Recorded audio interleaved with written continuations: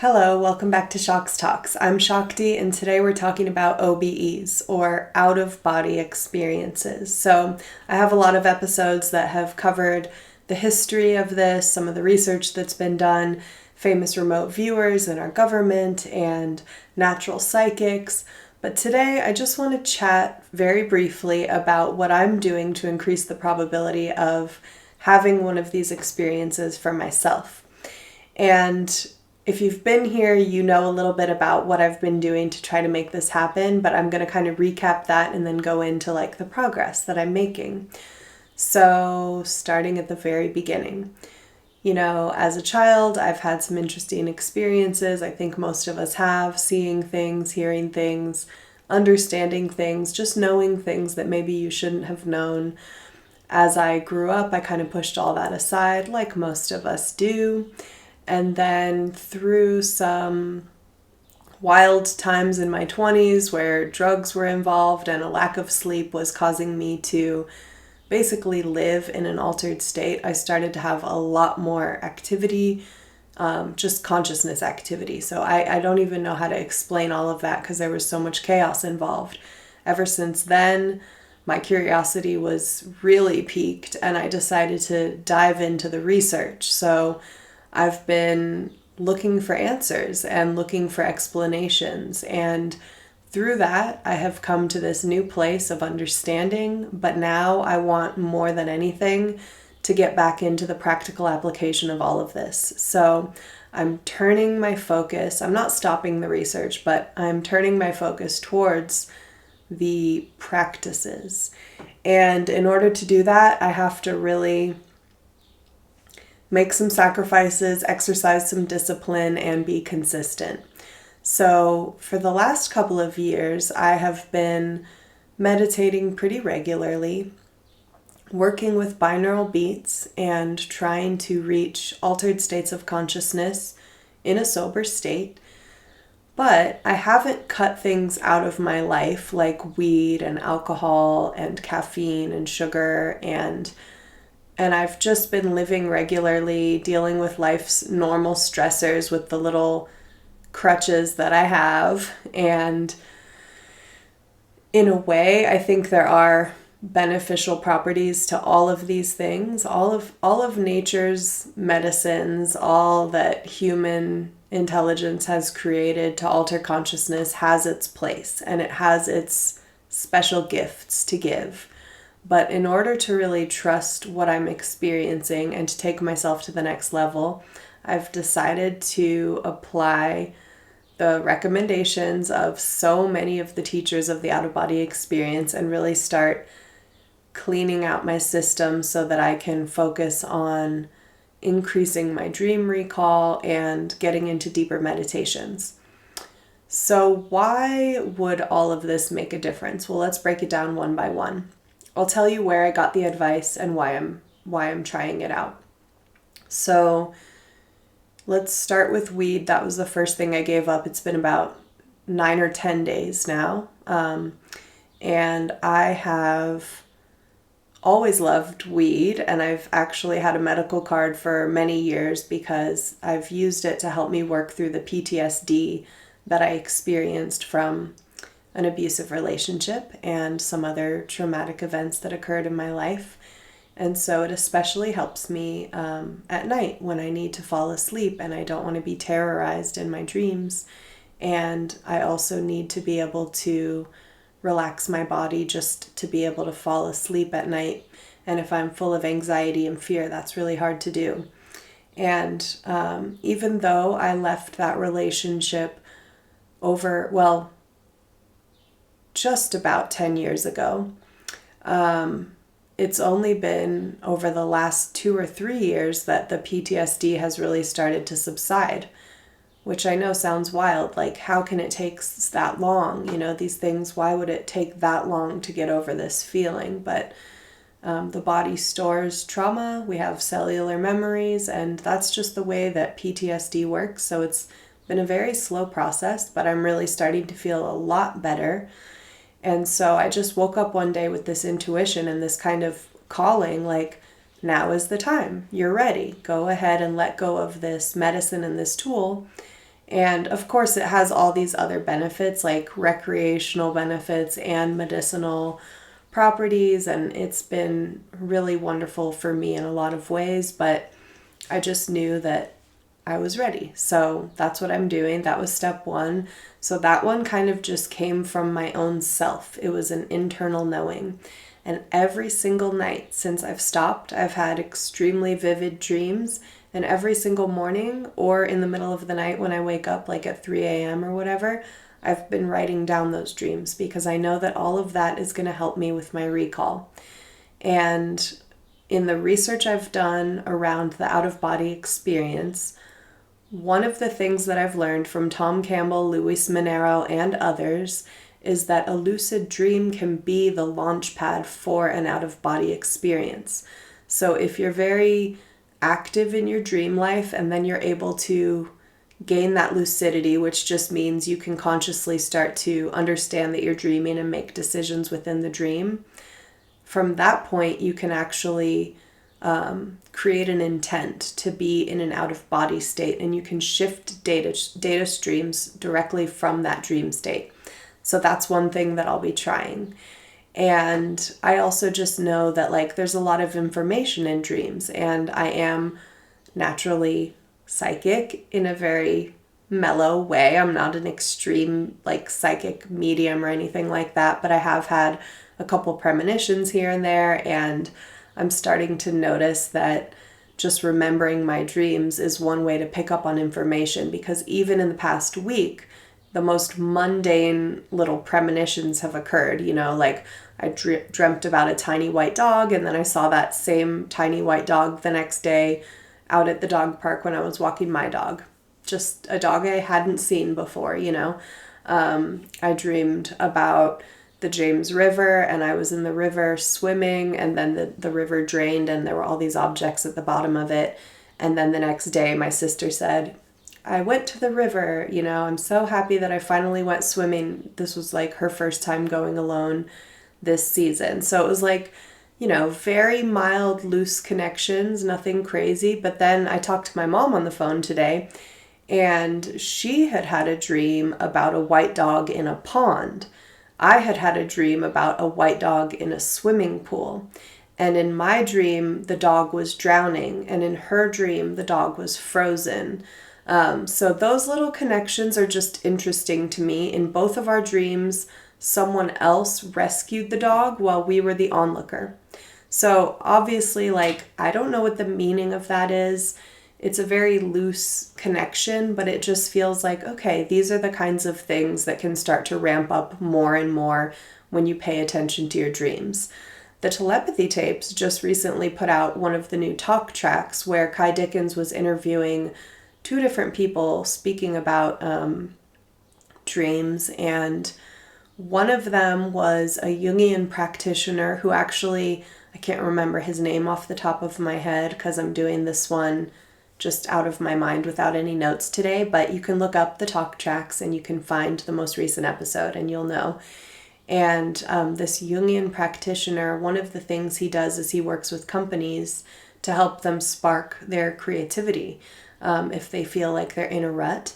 And he does dream work with them. And one of the things that he described was how in that dream work, people will often find these basically psychic connections are occurring where one person in the group dreamed something that was significant to another person.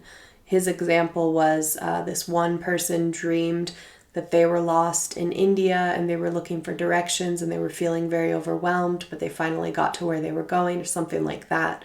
And then they told the dream in the group and the other person said, oh my God, my parents are in India right now and they just got lost and they were calling me like looking for help. So there was this direct connect, you know. Like I've told on this channel before, some of my own stories, I've had dreams that I was in the experience of like someone in my life telling me a story the next day where I thought to myself afterward, oh my God, I dreamed that last night. You know, I knew what was going on in their life, but I knew it through a dream. So what's going on here? How is all of this possible? Well, I think that Tom Campbell's theory of everything is the best at explaining this because he really takes the dream realm and he says it's just like anything else. It's another reality frame. All reality is somewhat virtual in the sense that it's information based, and probabilistic and free will awareness units are operating within that, making choices. And in the dream state, we are ourself in another place making choices. And there's often a lot of subconscious overlay. There's often a lot of like distortion of the data based on our own mind, our stress, wherever we're at, mentally. And at the same time, we're still there making choices. And he often says that like sometimes you can get a better understanding of who you really are at the being level by analyzing yourself in your dreams, because there's no masking happening. Like in regular reality, we've built up so many layers that sometimes we don't even really know who we are. But in the dream space, you can see this really primal, fundamental version of yourself. And so that's also very fascinating. So I'm just looking at my dream world right now as another world that I'm entering into every night. And I'm hoping to gain a little more clarity, lucidity, and the ability to use that as a launch pad into the out-of-body experience. Now, back to the foods and substances that I'm giving up. I'm also off sugar right now, and that one I've just been off of for a couple of days. And the reason for that is because of like how your blood sugar spikes. And if you're going and doing a lot of long meditation, like sometimes whenever I have time, which is like mostly just on the weekends, but also at night sometimes, I'm laying down with these headphones and binaural beats, and sometimes I'm laying down for like 90 minutes or even longer. But usually it's like I'm going to meditate for 20 minutes, 40 minutes, or an hour. But some of the meditation recordings that I listen to are 90 minutes long. And so you want to make sure that your body is as calm as possible so that it's not pulling you out of that meditative state. Like if you have to pee, your body's going to like wake you up and you have to get up and go pee. If you're hungry, you're going to feel that little pull. If you have an addictive craving to any substance that you're engaging with, that's going to activate that feeling in your body of like, ooh, I need something. And it pulls you out of the meditative state. And I grew up with yoga, like I've said before, and they've taught me all of this from the beginning. I knew that like clearing your body of all these things is supposed to help with like leveling up in your yogic practice and in your meditation practice. But I always felt so rebellious because that was what I grew up with. So of course you don't want to do what the people told you when you were a kid. It's like, I'll do what I want. I'm going to do it my own way. If I want to smoke weed every day, I will. Like I had that attitude for a long time.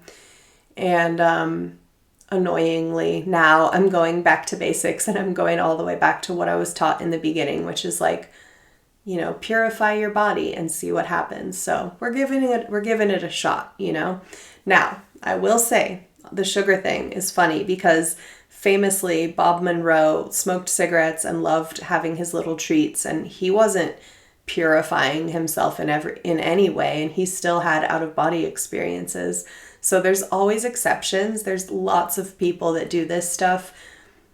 I don't know what they're all up to. Like, I'm sure some of them are doing whatever they want, including drugs, eating sugar, drinking coffee, and smoking cigarettes, But since I've been doing all of that and it wasn't working, that's why I'm eliminating things, because I am all about experimentation.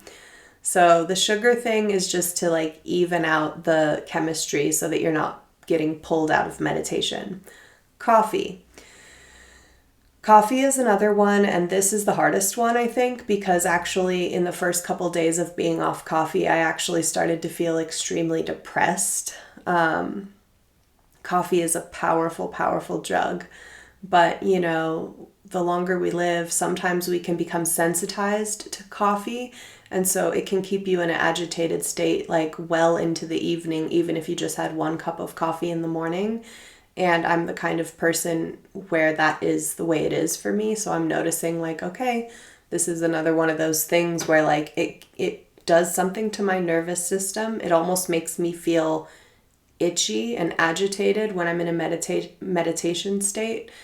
And so I'm switching to matcha because I do need some caffeine in the morning, but I feel like that's a different kind of caffeine. And this is what I'm doing. I'm just guided to do this. And so I'm following my inner guidance. It's my own intuition saying, you're ready, do this, do this, do this. And I'm like, okay, I'm going to do it. I'm going to try. So yeah, this is not advice. I'm just sharing my experience. And then tobacco, I like to have a little occasional herbal cigarette that has like mullein and lavender and sage and anise seed and a little bit of tobacco in it. And I'll smoke like 1 to 3 of these tiny rolled cigarettes on any given day. It's less tobacco than like 1 American Spirit cigarette in all that I smoke in a day, but it is addictive. It does have that energy of like, pay attention to me, come hang out with me. What about me? Like that's the energy of that. That's my experience. So I've been off that for a couple days now too, and it's fine. I don't feel any intensity around that. Because like I had already got it to a manageable place, so it's easy to drop in and out of that habit for me. But I will say that like when I'm watching movies or TVs, when I see people smoking in movies and on TV, that is the most intense craving that I feel. It's so funny. Like that's what makes me want it more than anything else. But I'm strong enough to resist that, so it's totally fine. And then alcohol is on the list. I have not given up alcohol yet because I have some tequila right now in the fridge that I am letting myself finish slowly, like once in a while, like to make a little margarita. And whenever that's gone, that's when I'll be done with alcohol for a while. And this will last for a couple of months. I will try to do this probably all through the winter. So it's summer now. I'm going to go through the fall into the winter. I think that it will depend on the results that I get. So if after 3 or 4 or even 5 months, if I'm not feeling like this is making a difference, I probably will change my habits again, But I have already started to notice some things. So let me tell you what is happening. So I mentioned the dreams, and I've also been working with the binaural beat meditations, and I've had a couple of interesting experiences in those. So the first one, first of all, when I'm in a meditation, I'm laying down. I don't do sitting meditation because I want to let go of my sense data completely. And in order to stop feeling my body, the laying down position is the best for me. So I've noticed an increase in that relaxation, and it's almost like this warm, tingling, kind of swelling feeling in my whole body where it's like I can feel my energy expanding beyond the borders of my skin, so I can just feel this kind of like fluffing of my energy, which is cool. And then I've had like conscious awareness where parts of my body are falling asleep, which is like pretty normal, but not like that amazing, but kind of interesting. So like my arms, I'll just stop feeling my arms completely. But it's not the kind of falling asleep where like it tingles, like when your leg falls asleep and then it tingles. It's a different kind. It's like I'm disconnecting from the feeling in my arms, and then they're just not there. But when it comes back, they just feel normal again. So they're not like, it's not like I'm pinching off a nerve or something like that. They're just going to sleep kind of. And the same thing has happened in my legs. And then I've had like these visionary glimpses where I'm kind of riding that edge of like falling completely asleep and just falling into a dream and trying to keep myself awake and aware. But I'm starting to have like flashes of like, I'll see a person's face, or I'll start to see like what I would see in a dream, or I'll hear something just like you would in a dream. So what I mean by like in a dream is that it's still a little fuzzy and hazy, like almost like when the screen on your computer went really, really dark and you have to turn up the brightness. That's what it feels like to me. It's like I see these little images, but it's all happening in this kind of like dark, kind of grayed out kind of place. And if the image pops up in my mind's eye and it's very bright, or I see like color or light, I get really excited and I feel like, oh my God, it's happening. And then I usually snap back into the conscious waking state, completely awake and like back into just pure meditation. So that's been the visual side of it. And then I've had like, just like a little vision, like I had like a little vision of a butterfly and I felt like I was in the sky with it kind of flapping around, like a little monarch butterfly. But then it just lasts for a couple seconds and it's gone. Or just little things like that. But what was really cool, one day I looked down and I saw my hand. It was just my left hand for some reason. And it looked like, and I'm wearing blindfold, okay? Like my eyes are closed and I have a blindfold on. So again, this is all happening in my mind's eye. But I saw my hand. It looked like a ghostly see-through version of my hand. And I immediately got so excited thinking, this is it. This is what they talk about. Like it snapped me right out of it. And I've heard that this happens, to people. So I feel like this means I'm on the right track because this is the kind of thing that starts to happen when you're moving towards really getting out. So yeah, that was cool. I was like, oh, dang, like I saw it and then I got so excited. I actually gasped. I was like, and my whole body woke up. I heard myself gasp and I kind of like woke up out of that meditative state. So that was one cool thing. And then today I just got up from one of these meditations just now before recording. There was another one like that where I was laying in my bedroom and all of a sudden it's like I forgot that I had a blindfold on and I could see exactly what was in front of me, which is like this plant. I could see like the walls and the color of the wall. I could see the light in the room. Like it was like 2 or 3 seconds and the same thing happened where I was like, oh my God, it's happening. Like my excitement snapped me right out of it. So yeah, that was kind of like really cool because that's basically what I'm going for. It's like, even if I don't float up and look back and see my own body, if I can start to see without eyes, like those kids in Germany and the other people that can do this skill where it's like you're in a blindfold, but you can actually see the room that you're in, that's pretty freaking cool.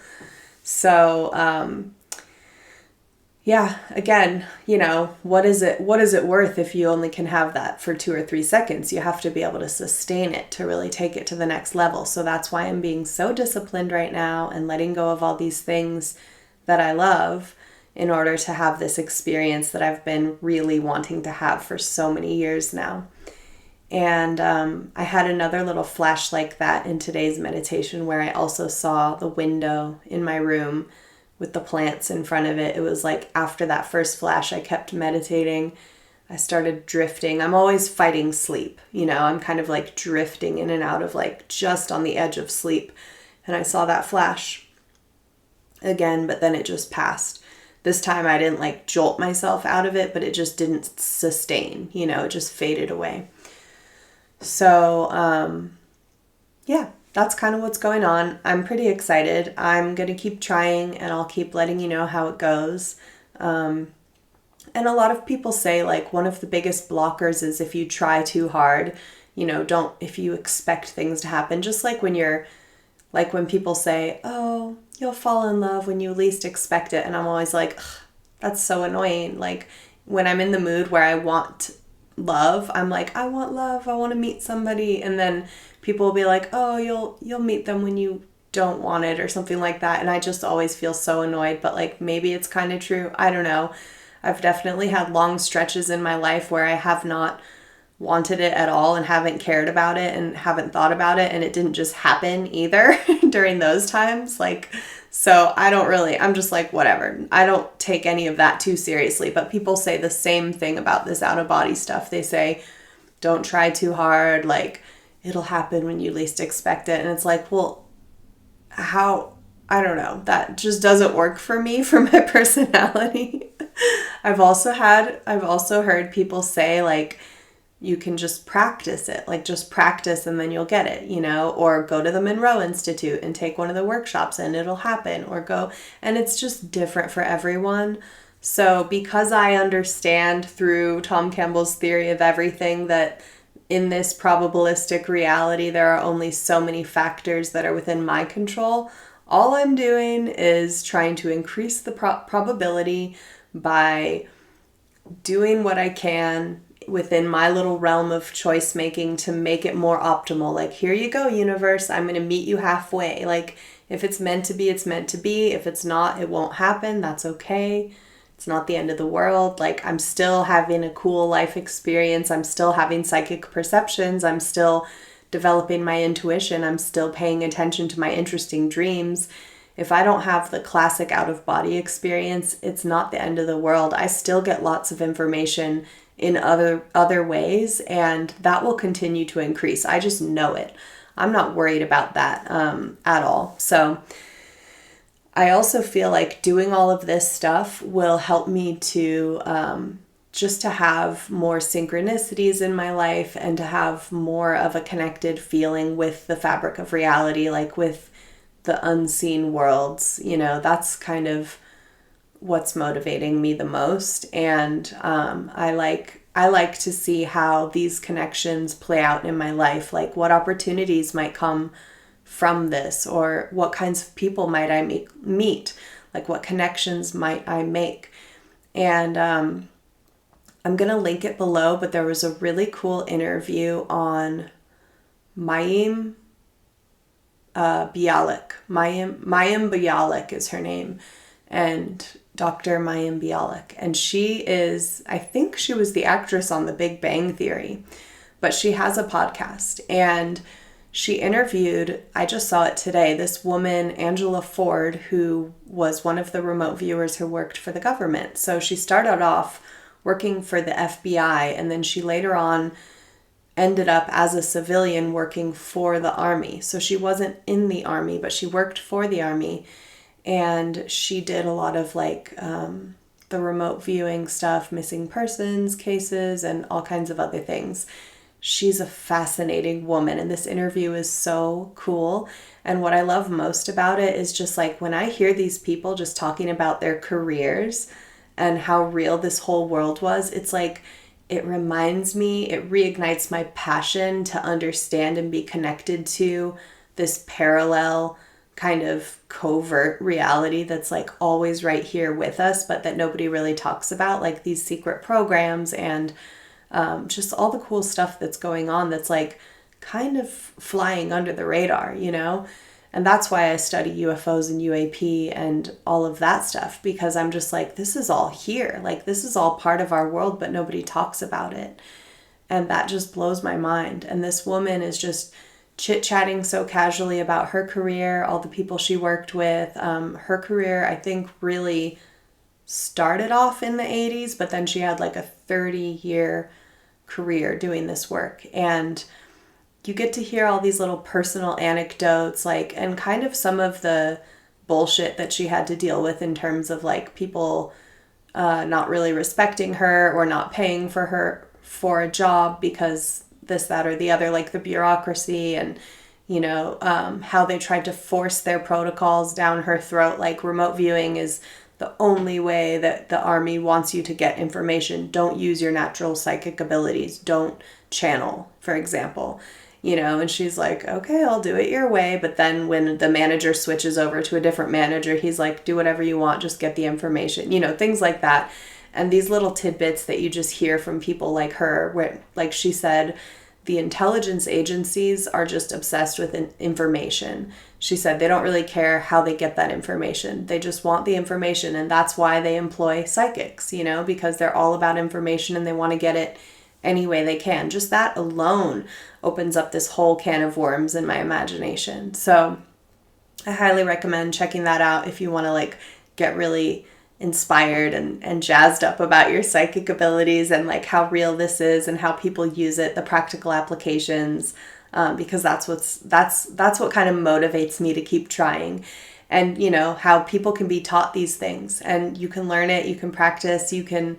So we have like ancient yogic teachings that have been telling us from way back when that like you can learn these things through these different practices. We have all kinds of other spiritual teachings that have said the same thing. We have people in the government who have trained people. We have the Monroe Institute who's trained thousands of people to have out-of-body experiences. So, you know, it's just like if you want to go learn the piano, you can go and learn the piano. And I want to learn how to do this, so I'm doing everything I can to make that happen. And nobody would say to someone who wanted to learn the piano, don't want it too bad, you're going to block your progress. They would just say, just practice, practice, practice. So that's the route that I'm taking. Naysayers, be gone. I don't even want to hear it. And I already feel like I'm making progress, so I feel really excited. So yeah, that's it for today. I am still reading The Fourth Mind. I've actually been on a little break. I read the first half. I posted that episode. Last episode was about that. It was long.